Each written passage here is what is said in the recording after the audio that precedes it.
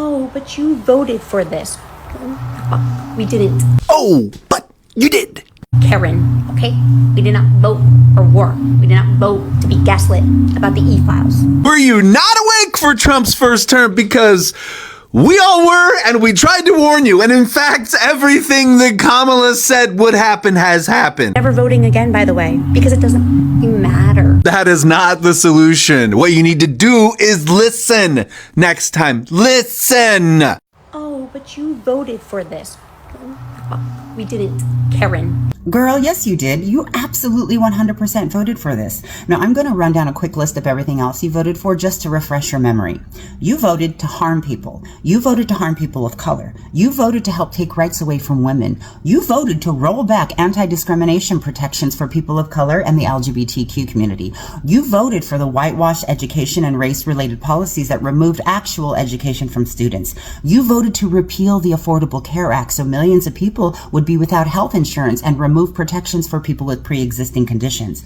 You voted to restrict voting for people of color and women, and you voted to go to war. No matter how many times all of us told you exactly what he was going to do, including Kamala Harris, who said, and I quote, "If he becomes president, we will be at war in 6 months." And here we are. You helped make that happen. You were okay with that. And you were okay with other people being harmed as long as you thought it would benefit you. People like you became really comfortable showing your racism, but now aren't we all seeing the tides changing and all of you regretting your vote? Because it seems to be affecting you negatively. Maybe it's time for you to do some reflection inward and admit what you did, because you're getting exactly what you voted for. What do y'all mean it's not what y'all voted for? This is exactly what you voted for.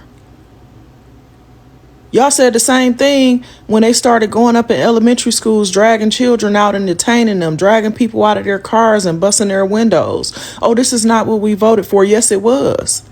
This is exactly what you voted for. You knew he was on that list before you voted for him. In that red hat. I wish we could sew them bitches to y'all skull so they'll never come off, so we'll know from here on out who you were. I want y'all buried in y'all caskets with them, because this is exactly what y'all wanted. And now you're trying to back off, trying to act like, oh, it wasn't me. I didn't know that. I was voting for his policies. What policies? He had concepts of shit. The only thing he had was Project 2025 that we all read. If not in full, you've seen people reading it. You've seen people giving you excerpts from it. You knew this is exactly what you voted for. This is exactly what you wanted, because your heart was filled with so much hate. You wanted white supremacy so bad that this is what you chose. And black people too. Hispanics, Somalians. This is what y'all wanted. But now y'all see the effects of it. Y'all see what it really was. You voted for the devil. You was on the side of evil. And now you don't want to be associated with it. Nope, put that red hat back on.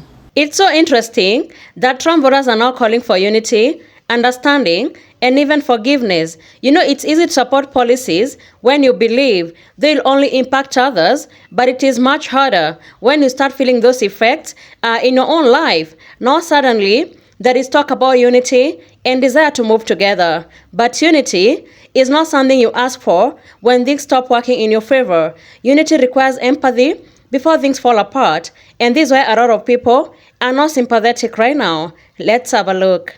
Okay, so I posted a video about how I wanted the left and the right to come together to join forces and actually fight against the government. And when I say the government, I'm not saying, oh my God, I regret voting for Trump. It's Trump. It's all the Republicans. They're all so bad.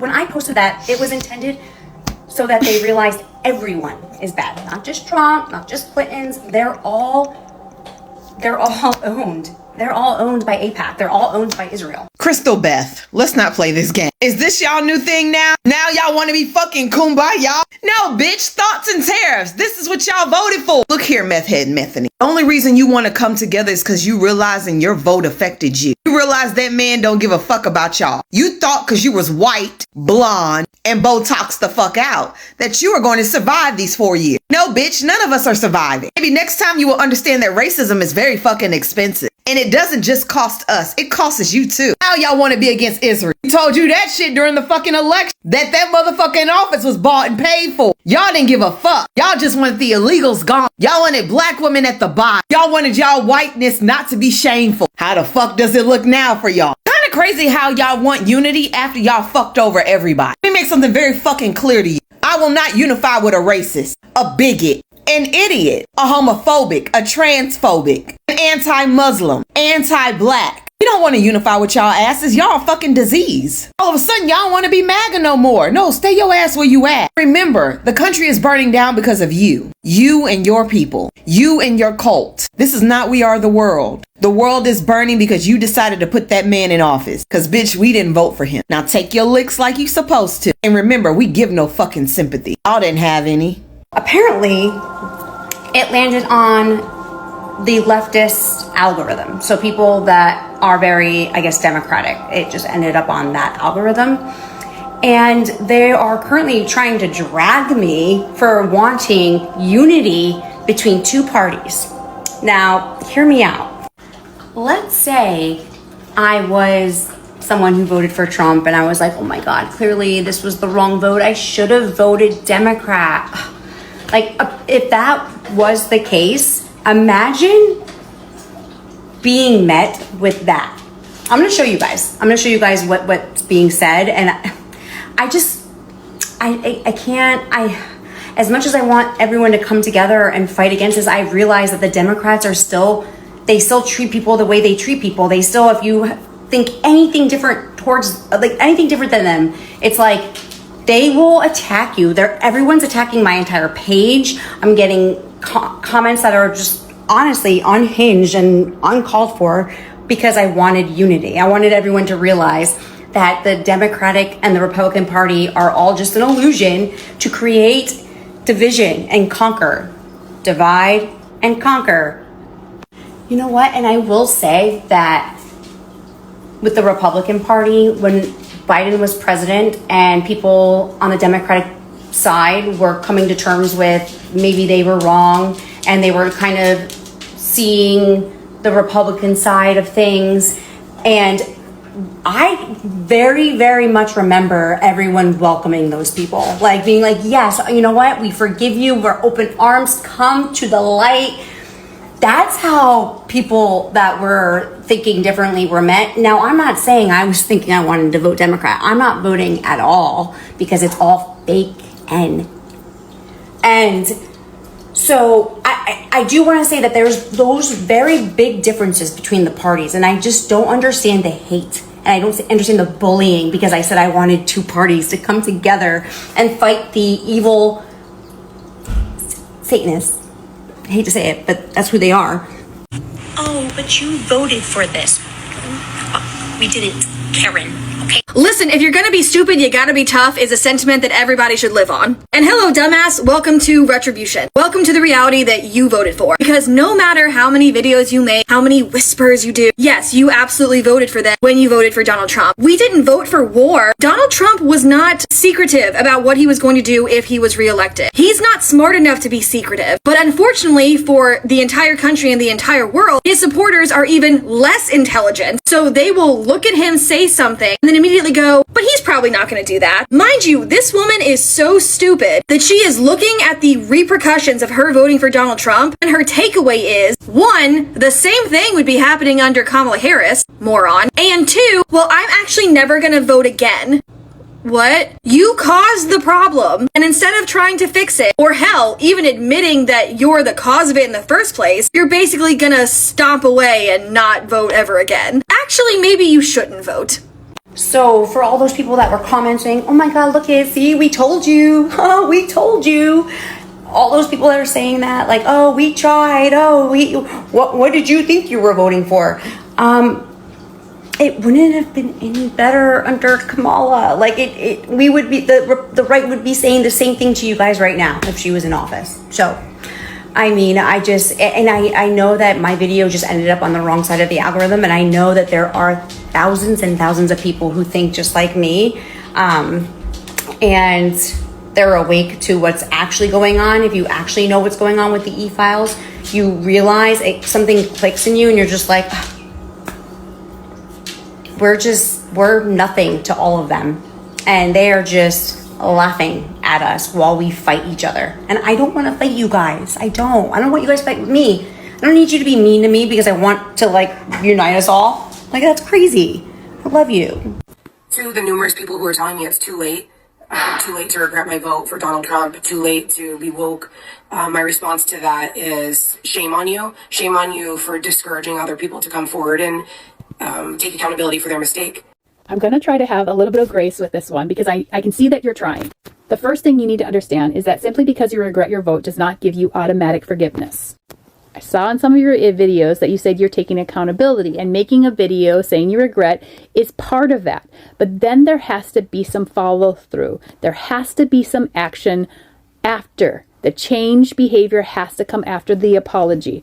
Now, I didn't go through all your videos, but I didn't actually see an apology video. I just saw a video where you say you regret your vote. I also saw a video of yours that said that you were wondering why it had to get so bad for you guys to wake up. And it's because you chose to ignore the signs. You did not use empathy when you were voting. You heard him say he's going to grab women by the you-know-what. You heard him call immigrants horrible names and LGBTQ people horrible names, and that didn't bother you. So what's necessary is self-reflection, probably volunteering at some Democratic office so that you can fix what you did, and then educating other people. Come on this app like you are now and say, I regret my vote because of this. Educate people why he convinced you and why you're woken up now and what you're doing about it now. Don't come on here and complain that people are mad at you because you deserve that anger. And nobody is saying it's too late for you to be woke. They're saying it's too late to take back your vote.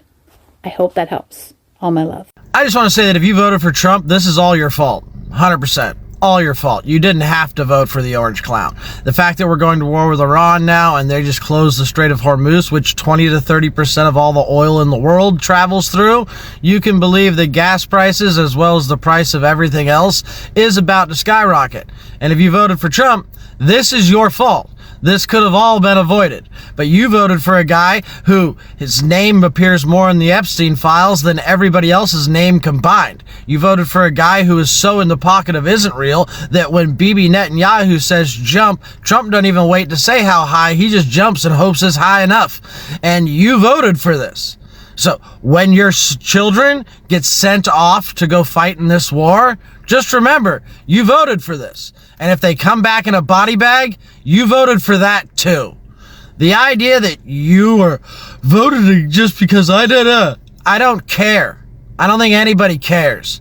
If you voted for Donald Trump, this shit's all your fault. Starting on day one, we will end inflation and make America affordable again. But the word affordability is a Democrat scam. One of my top priorities will be to quickly defeat inflation and make America affordable again. I don't want to hear about the affordability. We will make America affordable again. We're going to make it affordable again. You know, there's this fake narrative that the Democrats talk about, affordability. Affordability is a con job. We will target everything from car affordability to housing affordability. You know, this whole thing is, they use the word affordability.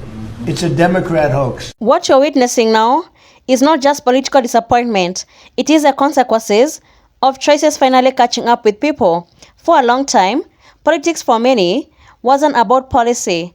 It was about long-term impact. It became emotional, reactive, and in many cases, personal. People vote based on identity, fear, frustration, and in some cases, prejudice. And now Trump voters are looking around and realizing something they didn't expect, that the consequences are not selective. They don't just affect other people, they affect everyone.